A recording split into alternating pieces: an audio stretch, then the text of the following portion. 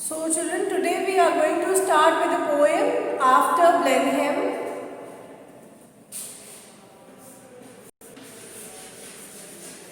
After Blenheim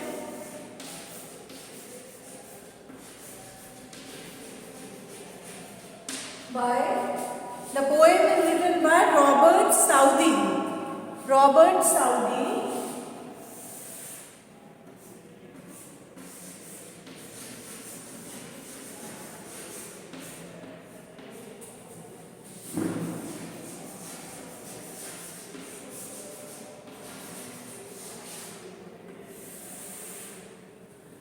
Now children, before starting off with the poem, let me tell you the poem is an anti-war poem. This poem that is written by Robert Southey is an anti-war poem. That means the poet has opposed war by bringing in front of the readers,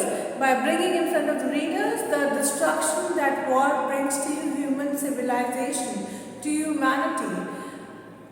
He has done this because he has discussed a very famous war in the poem, and that war was the British War of Succession, Spanish War of Succession that was fought.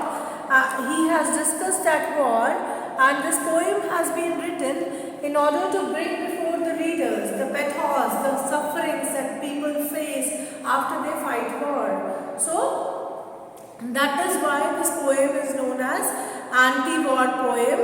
And in this poem, an old man is narrating a story of war to his grandchildren, and actually he is telling them the story that he is telling them, the war about which he is discussing to his grandchildren. He is saying that it was a very famous war indeed. But when children ask him about the results or the consequences that war had on human civilization, what was the outcome of the war that had outbroke during that period of time, that old farmer is unable to answer the questions of his grandchildren, and it shows that ultimately war has no result.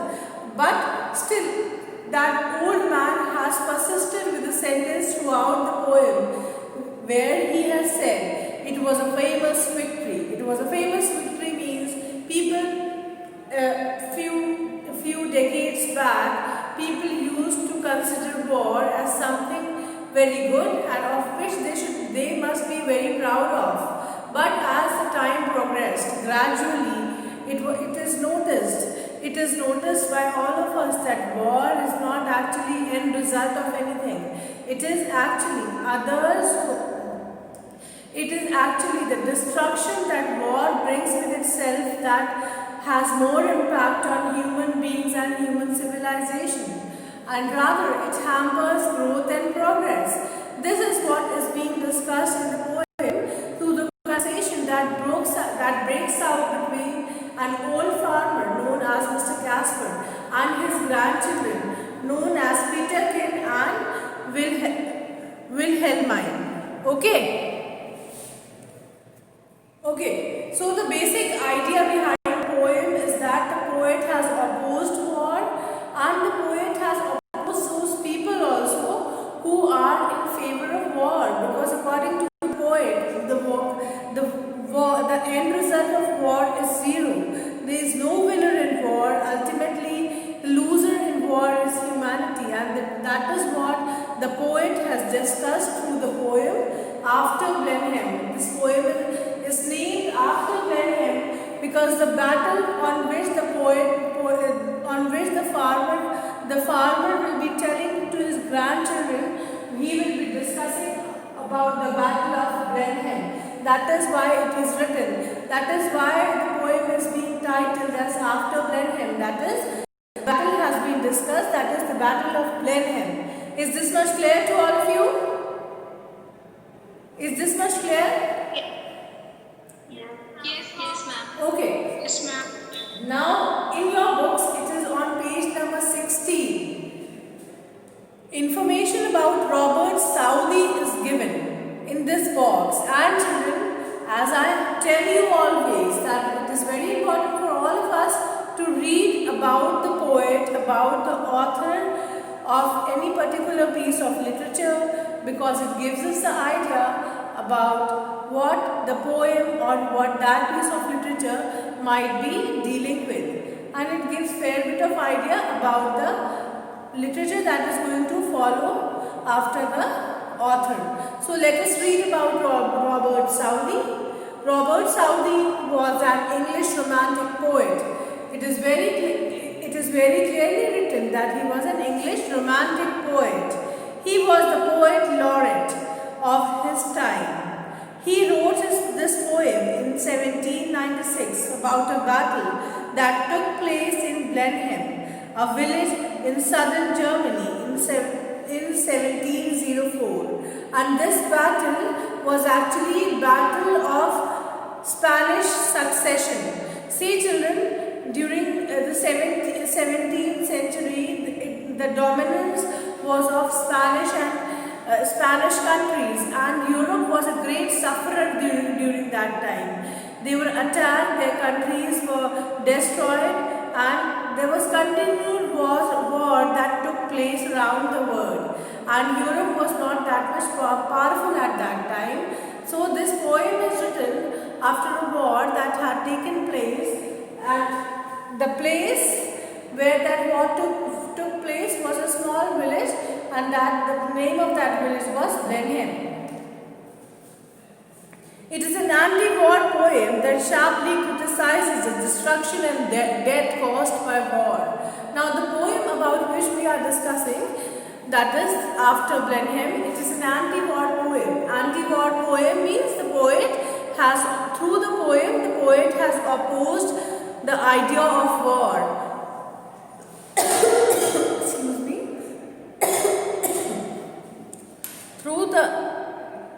Through the poem, the poet has opposed idea of war. That is, according to poet, war has got no result. War has got no future.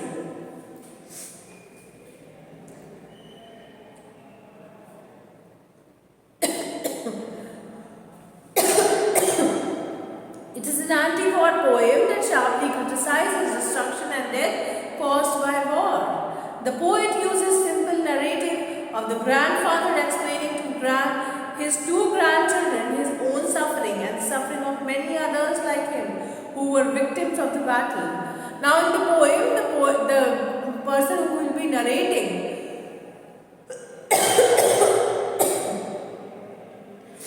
in the poem, the person who is going to tell about this, in the poem, the person who is going to tell about this battle is an old man, and he is a grandfather to two grandchildren, and when he will be telling about the battle, he will be telling about his own suffering and the suffering of others who become victim of any war, who are involved in any sort of war. The grandfather cannot give any reason for war and can only repeat that it was a famous victory. That is what I have told you in the beginning itself, that throughout the poem, these two grandchildren of this old man will continuously ask him what was the final outcome, what was the final result of war. But the grandfather, that is the person who will be telling them about the battle, about war, will not be able to answer this question, and to this question he will give only one reply, that it was a famous victory. It was a famous victory means it was very much famous and known victory, known victory that about which he will be discussing, but then the result of that victory he will not be able to tell to his grandchildren. The only answer which he will give to them is that it was a famous victory. Obviously, this was a propaganda that was indoctrinated in the common people, and people, when they used to fight war few decades back, the reason obviously they used to spread this thought, they used to influence common people's mind by putting in their mind the thought that the victory that they are going to achieve will be appreciated, will be remembered throughout the life, and that is what dominated their mind, that this thought that the victory that they are going to achieve as a country will be remembered throughout till the human existence, and that is what made them happy, that is what made them feel fancied about the thought of war, and that is the reply that this old man will be giving to his grandchildren as well, that it was a famous victory. This shows that people few decades back were fancied by the idea of war. They were very happy. They did not show any resentment at all. They did not show any opposition at all to the idea of war. As it is contrary to today, that is today we totally oppose war. There might hardly be a bunch of people, a certain faction of society who might be in favor of war, but major portion of society is against the thought or against the idea of war. Is this much clear to all of you? Is this much clear? Yes, ma'am. Okay. The poet wants to emphasize through the repetition of lines that wars are senseless. In the poem, we will come across the fact that the lines are repeated frequently, and those lines will be symbolization of the futility of war. Those lines will symbolize that wars are useless. There is no end result to war. That is futility, that is uselessness of war. Uselessness of war will be highlighted through those lines, which will be repeated throughout the poem.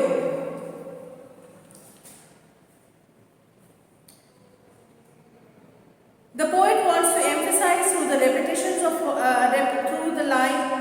repetition of the lines that wars are futile, wars are senseless, futile, and evil, and that in war there is no real winners. As I have been telling you repeatedly, that through the poem we will come to know that ultimately there is no winner in war. The poet also wants to convey the same message to the readers that ultimately there is no winner at all in war. The biggest loser in war is humanity. There is no use of war. War is useless. War is futile, and it is fickle as well. It makes public fickle. It makes public shaky. That is why war is futile. War is baseless. This is a powerful poem that echoes Wilfred Owen's famous quote, "The pity of war." The pity of war means you can say the pity means to feel very sad upon something, to feel very sorry about something, and that is the quote that is given by Wilfred Owen. That is the pity of war. That is to feel something, to feel very sad about war, and this poem supports that quote. This poem stands in favor of that quote. That is the pity of war. That is, there is no usefulness of war. War is futile. War is useless. War is baseless. The poem is a wake-up call to seek peaceful solutions to all conflicts. The poem is a wake-up call means the poem has sort of shaken up those individuals who believe in war, and it is a call for them, it is an alarming call for them to get up, to arise, and to think rationally, to think judiciously, and decide some peaceful way of resolving various conflicts, various points upon which we don't agree. The poem is there for all of us to take lesson from. That is, we should not always favor war. We should oppose war and try to find out peaceful ways through which we can achieve solutions. Okay, is it clear?